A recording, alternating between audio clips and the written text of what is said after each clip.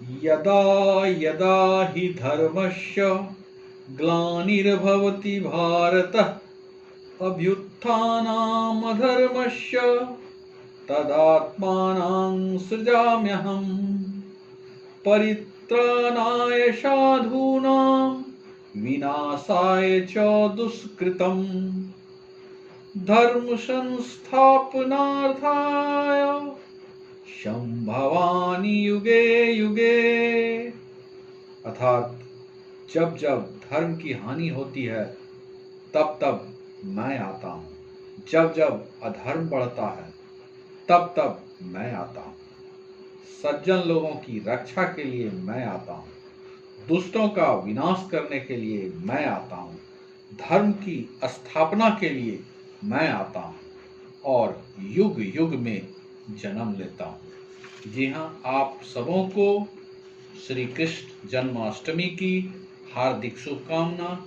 आज श्री कृष्ण जी का जन्मोत्सव है।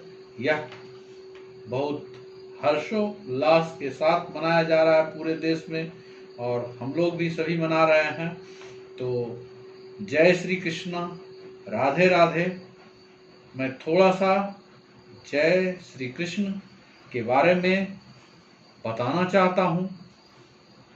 आज से लगभग 400 वर्ष पहले की बात है। महाराजा उग्रसेन मथुरा में निवास करते थे।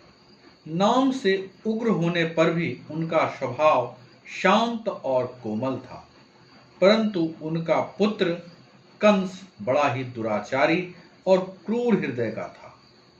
कंस की क्रूरता एवं निरंकुशता इस बात का प्रमाण है कि उसने अपने पिता को कैद में डाल दिया और स्वयं को शासक घोषित कर दिया। कंस की चचेरी बहन देवकी, जिससे कंस को थोड़ा ज्यादा स्नेह था, उनकी शादी पास के एक प्रदेश के राजा वासुदेव से हुआ था। बहन के प्रति विशेष स्नेह के कारण कंस स्वयं विदा कराकर ससुराल पहुंचाने ले जा रहा था। देवकी और वासुदेव को रथ पर लेकर जा रहे थे। स्वयं कंस अचानक देववाणी आकाशवाणी हुई, रे मूर्ख, जिसे तू रथ में बिठाकर इतनी प्रसन्नता के साथ ससुराल पहुंचाने ले जा रहा है, उसी के 8वें पुत्र के हाथों तेरा विनाश होगा। इतने में कंस अपने म्यान से तलवार निकालकर देवकी ओर उन्मुख हो गया कि देवकी की यह लीला समाप्त कर देता हूं।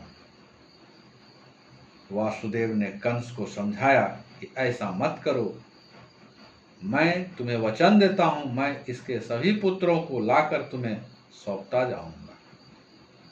कंस को प्रस्ताव सही लगा। वासुदेव बात के पक्के थे। कंस ने यह बात दिमाग में रखा था। कंस ने रथ मोड़कर महल की ओर लौटा। कंस उन दोनों को बंदी गृह में डाल दिया। समय बीता, एक एक कर उसके 7 संतानों को कंस ने पत्थर पर पटक कर मार दिया। 8वां पुत्र का जन्म काल समीप आते ही कंस ने कारागृह के पहरेदार को और मजबूत कर दिया। स्वयं भी कई बार कारागृह का चक्कर काट आता था, लेकिन जो ईश्वर को मंजूर था, अंततः वह शुभ मुहूर्त आ गया। रोहिणी नक्षत्र आ गया। रात का अंधियारा फैला हुआ था। आकाश में ज्योति पुंज शांत भाव से जगमगा रहे थे। उसी समय नंद और यशोदा के घर में एक कन्या ने जन्म लिया था। नन्हे बालक श्री कृष्ण के जन्म के समय सभी पहरेदार गहरी निद्रा में सो रहे थे। अर्धरात्रि के समय बालक का जन्म होता है। बालक के जन्म लेते ही वासुदेव की सारी बेड़ियां एवं हथकड़ियां अपने आप खुल जाती है। ये सब प्रभु का चमत्कार था। अब उन्हें यानी वासुदेव जी को स्वप्न आया था कि इस बच्चे को यशोदा के घर पहुंचाना है एवं वहां पर जन्मी कन्या को यहां लाना है। वासुदेव जी ने उस शिशु को यमुना नदी पार कर पहुंचाना था। बारिश भी पूरी हो रही थी। प्रभु को यमुना नदी में प्रवेश करते ही यमुना नदी उफान मारने लगी। किसी तरह प्रभु के पांव स्पर्श किया जाए। फिर प्रभु ने अपने पांव टोकरी से लटका दिए। यमुना नदी प्रभु के पैर स्पर्श करते ही शांत हो जाती है। वासुदेव जी धीरे धीरे गोकुल की ओर पहुंचते हैं। गोकुल में जो नवजात शिशु को जन्म दिया था, वह शिशु को उन्होंने यशोदा जी के जो अपना शिशु था उसको उठा के ले गए और यशोदा जी के बगल में सुलाया और उनकी कन्या को लेकर कारागार वापस लौट आए। कारागार पहुंचकर वासुदेव जी ने कन्या को देवकी के गोद में सौंप दिया और उसके साथ ही सब कुछ पहले जैसा ही हो गया। यानी अपने बंदी गृह के द्वार अपने आप बंद हो गए, उनके पैरों में बेड़ियां पड़ गई। अब बालिका के रोने की आवाज सुनकर पहरेदार की नींद खुल जाती है। पहरेदार दौड़े दौड़े जाते हैं और कंस को यह बात बताते हैं कि प्रभु, इस बार बालक ने नहीं बालिका ने जन्म लिया है।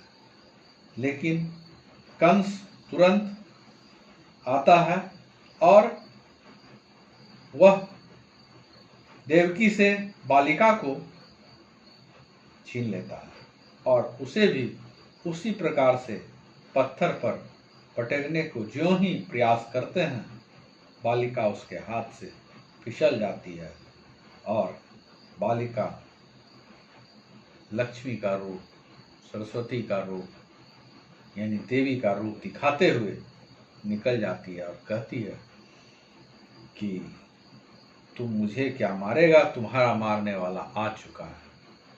अब कंस स्तब्ध रह गया जब वह हाथ से बच्चा निकल गया और यह भी साथ में कहते हुए गई कि तुम्हारे मारने वाला आ गया।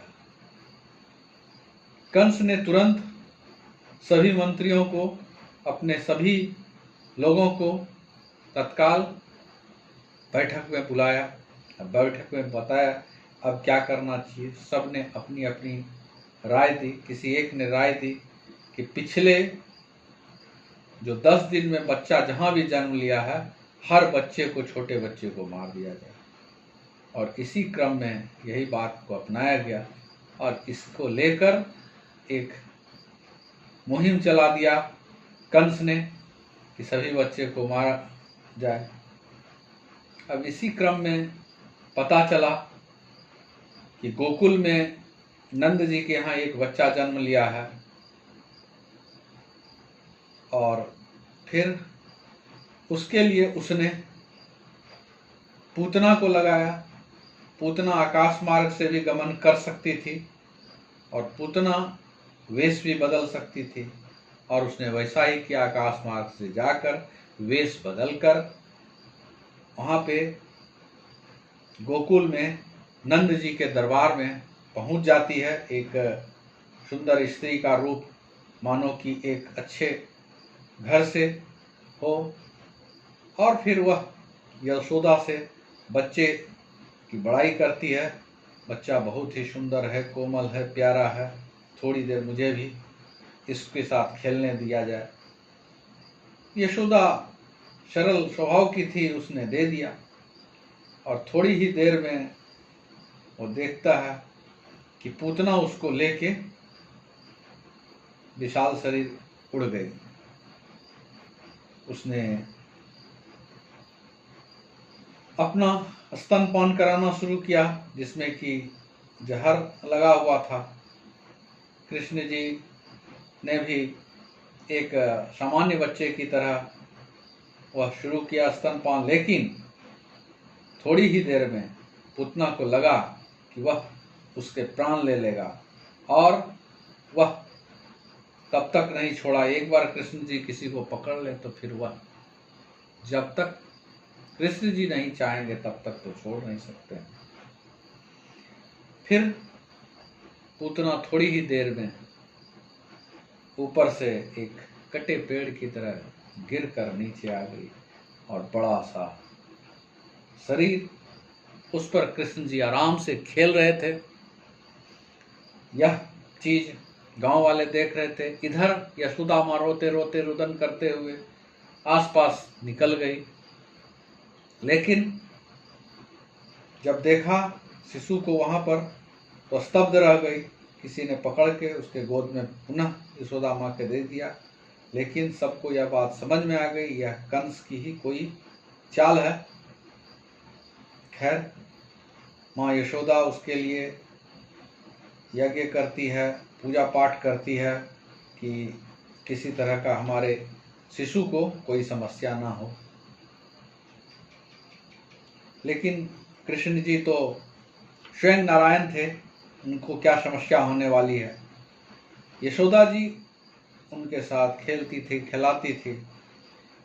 उनकी एक दो घटनाएं जब यशोदा जी को लगा जैसे गोद में लेकर एक दिन दुलार कर रही थी, वो खिला रही थी, धीरे धीरे शिशु चट्टान के समान भारी हो गया। और यह देखकर जो यशोदा जी धीरे से उनको जमीन पर लेटा दी, लेकिन उसे शक हुआ कि यह कोई आम शिशु नहीं है।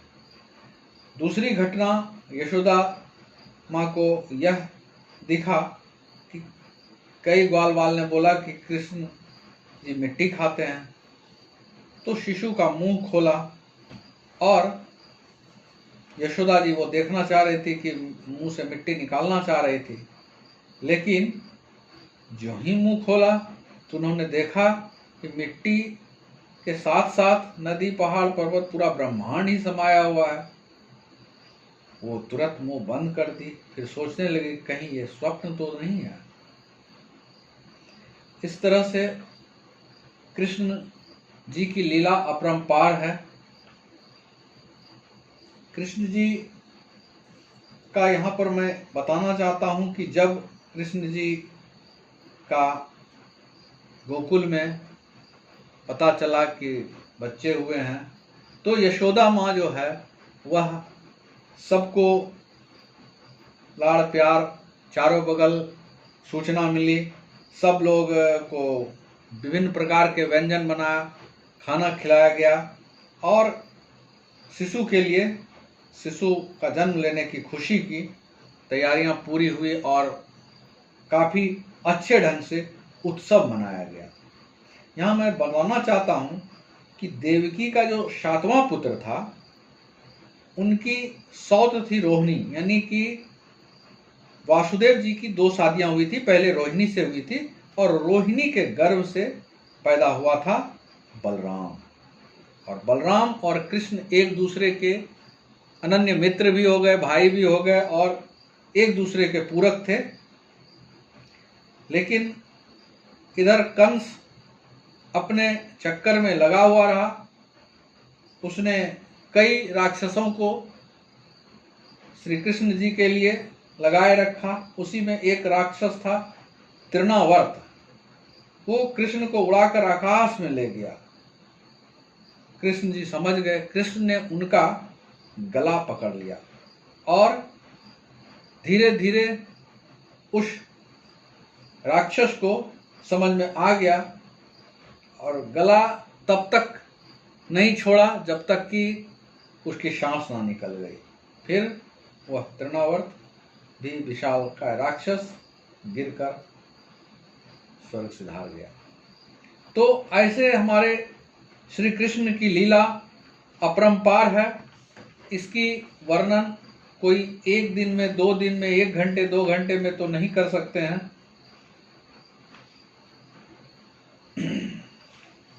कृष्ण बहुत ही भोले भाले शिशु के समान थे।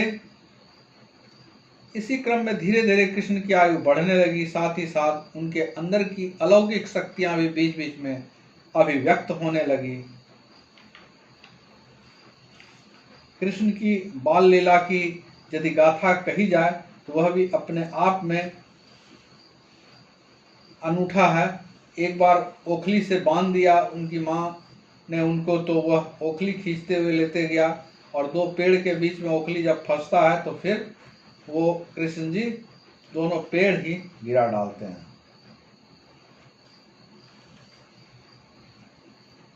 सब ग्वाल बाल फिर बाद में जैसे जैसे बड़े होते हैं वो ग्वाल बाल के साथ गायों को चराने के लिए, गाय को चराने के लिए जाते हैं।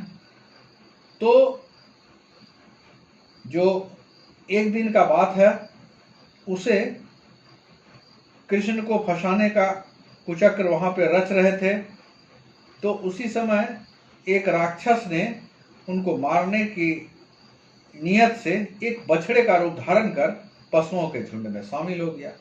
कृष्ण समझ गए और उसके बाद उस हट्टे कट्टे बछड़े पर थोड़ा स्नेह जताया, उसके पास चला गया। फिर अचानक ही बछड़े की पूंछ और दोनों पिछले पांव पकड़कर ऊपर उठा लिए और आकाश में घुमाते हुए वृक्ष पर फेंक दिए। वह दैत्य अपने स्वरूप में आया, पेड़ से टकराकर परलोक सुधार गया। तो ऐसी बहुत सारी है। तालाब के निकट एक बार सभी पानी पी रहे थे। बगुले का रूप धारण किए विशालकाय बकासुर पर दृष्टि पड़ती है, बालकों के होश उड़ गए और उसने चोंच और पंजे बड़े ही थे। उस भीमकाय झपट कर कृष्ण को चोंच से उठा लिया, मुख में डालकर निगलने की कोशिश करने लगा। बकासुर के मुख में पहुंचकर कृष्ण भी थोड़ी देर के लिए अचेत हुआ, परंतु उनका शरीर अंगार के समान गर्म होने लगा। उस उष्णता से त्रस्त होकर असुर ने उन्हें धरती पर उगल दिया। उन पर चोंच से प्रहार करने का उद्यत हुआ। इसी बीच कृष्ण संभल चुके थे। उन्होंने खेल खेल में उसका चोंच पकड़ लिया और उसका निचला हिस्सा पांव से दबाया और ऊपरा हिस्सा हाथों से खींचते हुए शरीर के 2 टुकड़े को फाड़ डाला और बकासुर को मार दिया। ऐसे ही कई जो असुर हैं उनको भेजा, अघासुर नाम का भेजा। तो इस तरह से कृष्ण का बाल लीला अपरंपार है। स्वयं नारायण का जब रूप थे तो उनकी क्या गाथा कही जाए। तो चूंकि आज कृष्णाष्टमी है तो मैं आज चाहता हूं कि बस कृष्ण की बाल लीला तक ही रहने दूं। वो तो नारायण थे। नारायण ने धरती पर नर के रूप में अवतार लिया था। भगवान की लीला का रसास्वादन करने की इच्छा हुई और वे ब्रजमंडल की ओर आए थे। और आगे उनकी लीला को मैं पुनः अगले वीडियो में आप लोगों के समक्ष लाऊंगा। जय श्री कृष्ण, जय श्री राधे राधे। ओम नमो भगवते वासुदेवाय नमः। ओम नमो भगवते वासुदेवाय नमः।